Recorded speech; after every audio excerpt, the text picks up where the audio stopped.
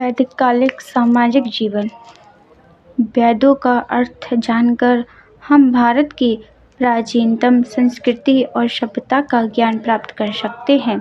यद्यपि इनकी विषय वस्तु प्रधानता धर्म से संबंध है, क्योंकि उस युग का लोक साहित्य सुरक्षित नहीं हो सका।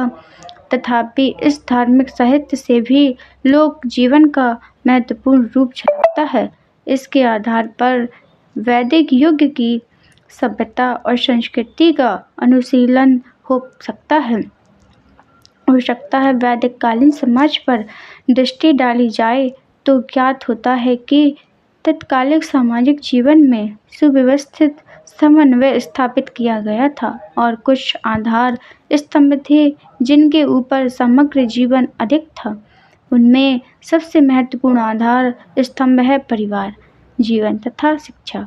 शिक्षा परिवार जीवन के अंतर्गत ही शामिल हो जाती है, क्योंकि परिवार ही प्रथम शिक्षालय होता है।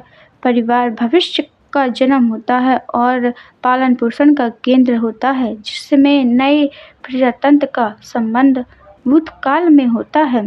परंतु सामाजिक उत्तरदायित्व और सामाजिक विश्वास के द्वारा परिवार भविष्य से भी संबंधित है। वेदों में अंकित परिवार जीवन संयुक्त परिवार की प्रथा पर आश्रित था।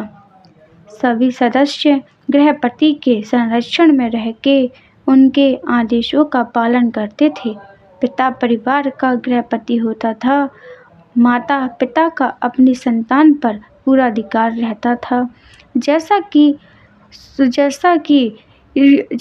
पिता का जितना अधिकार होता था, उतना ही उनकी माँ का भी अधिकार होता था।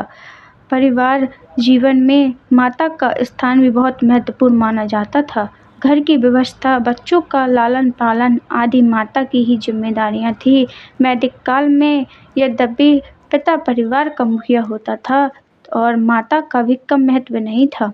पिता की अपेक्षा माता की 1000 गुनी अधिक माना गया है। इससे स्पष्ट है कि तत्कालिक समाज में नारी जाति का सम्मान था।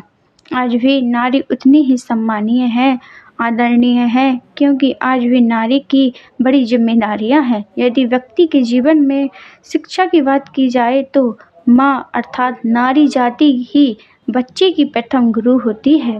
वैदिक काल समाज में संयुक्त परिवार प्रणाली थी, जहाँ 3 पीढ़ी के सदस्य एक साथ रहते थे, जहाँ केवल एक साथ भोजन करने का उल्लेख ही नहीं अपितु एक साथ कार्य सिद्ध करने का भी उल्लेख है। अर्थात अर्थवेद में एक मंत्र में एकांत के महत्व का ज्ञान कराते हुए संयुक्त रहने का आदेश दिया गया है कि तुम यदि मिलकर रहे तो सौभाग्य के देवता तुम्हारे अनुकूल रहेंगे।